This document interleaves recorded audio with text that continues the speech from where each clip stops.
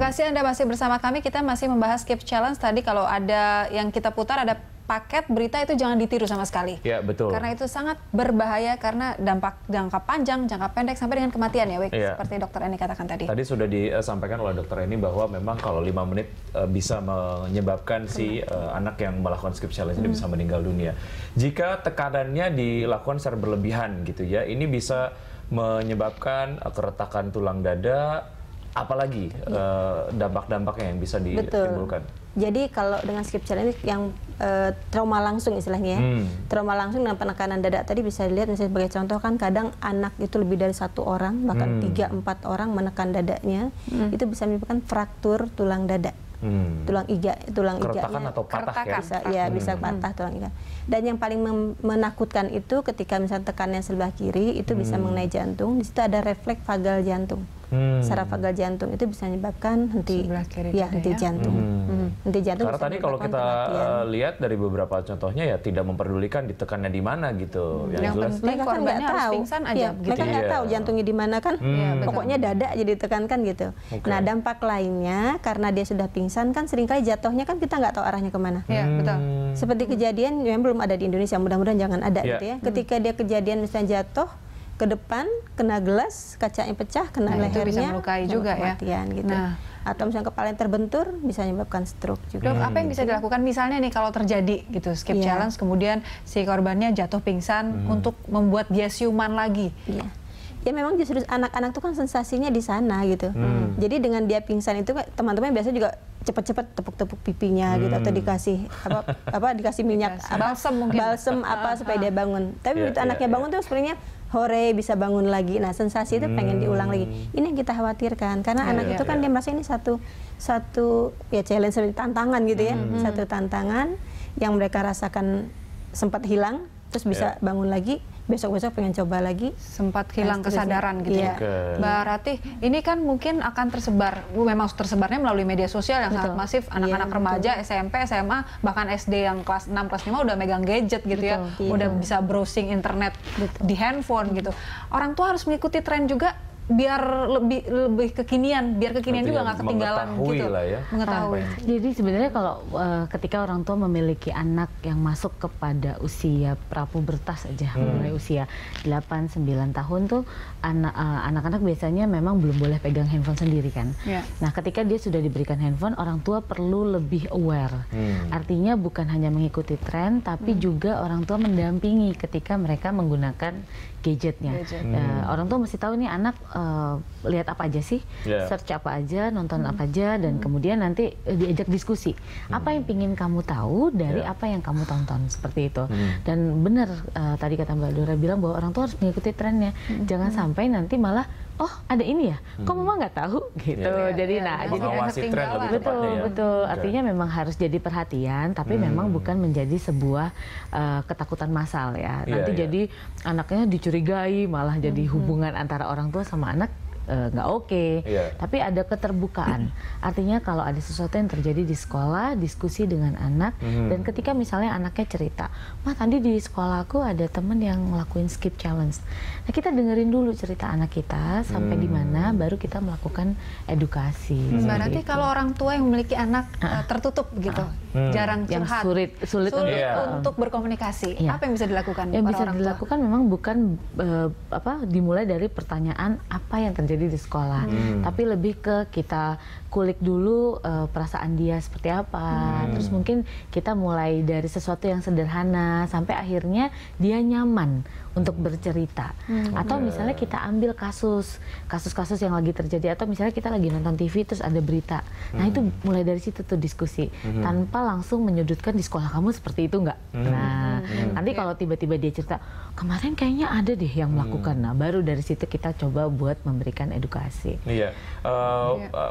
Beberapa alasan mengapa remaja-remaja melakukan kegiatan-kegiatan yang kalau kita lihat kadang nggak make sense gitu ya. Itu karena memang energi mereka lagi banyak aja gitu. Umur-umur segitu kan lagi energinya luar biasa. Nah, mungkin aktivitas-aktivitas fisik yang bisa dilakukan gitu untuk menyalurkan energinya ke kegiatan-kegiatan yang lebih bermanfaat, menguras dalam tanda kutip positif lah ya energinya. Apa saja sebetulnya, dokter? Iya. Jadi sekarang kita memang sedang memasyarakatkan yang kita sebut dengan gerakan masyarakat hidup sehat ya. Ada 3 pesan di situ. Yang pertama ada aktivitas fisik. Jadi minimal setiap orang itu beraktivitas fisik 1 hari 30 menit. Kemudian makan sayur dan buah, itu yang kita sosialisasikan. Dan yang ketiga itu adalah screening rutin. Nah, kita di Kementerian Kesehatan dari mulai anak SD kita upayakan, dari TK malah ya, itu ada kegiatan olahraga bersama. Jadi minimal setiap hari itu sebelum mereka masuk kelas itu ada kegiatan olahraga bersama, aktivitas fisik. Keduanya pada waktu pelajaran juga kita ada stretching. Kalau di kantor kita di Kemenkes dan juga beberapa kantor di kementerian yang ada di Jakarta udah melakukan stretching setiap jam 10 sampai dan jam 2 siang. Yang pastinya anak ini kan butuh pendampingan. Artinya ketika anak itu bersekolah, jangan orang tua berpikir bahwa anakku kan ke sekolah, ini kan tanggung jawab guru gitu. Guru pun demikian. Begitu anaknya pulang, itu tanggung jawab orang tua. Berarti kan antara rumah dengan sekolah kan ada jarak nih, bahkan mungkin berjam-jam jaraknya. Jadi memang harus saling care antara orang tua dan murid. Beberapa pola yang kita tanamkan dengan misalnya dengan acara makan bersama di sekolah gitu ya.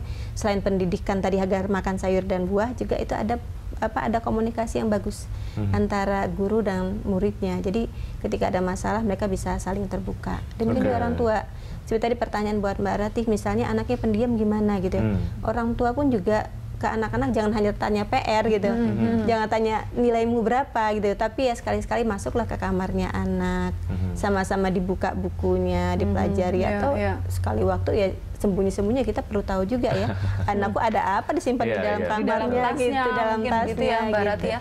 Harus ada komunikasi yang baik antara orang tua dengan anak, orang tua dengan sekolah. Tapi kebanyakan kalau kita bicara di kota besar, misalnya orang tua begitu sibuk gitu dengan pekerjaannya, dengan rutinitasnya, yang apalagi yang dua-duanya bekerja misalnya. Betul. Ada waktu apa yang mungkin bisa dimanfaatkan untuk membangun komunikasi? Sebenarnya ya itu tadi, ketika kita bicara quality time, mungkin kita tidak akan fokus kepada kuantitas gitu kan. Apalagi dengan 2 orang tua yang bekerja dan mungkin di rumah hanya dengan pengasuh. Tadi aktivitas makan bersama itu adalah momen penting. Kalau misalnya masih bisa makan pagi bersama itu lebih baik. Artinya sebelum anak ke sekolah itu kita ada semacam komunikasi.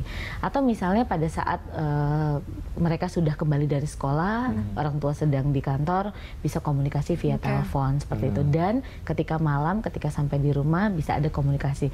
Walaupun sedikit, tapi kalau berkualitas itu akan lebih bermanfaat dibandingkan quality time panjang tapi beraktivitasnya masing-masing, jadi tidak ada komunikasi. Dan terus kemudian gini, kalau kita punya anak remaja, kita boleh kepo, tapi kita harus tetap mengedepankan privasi anak.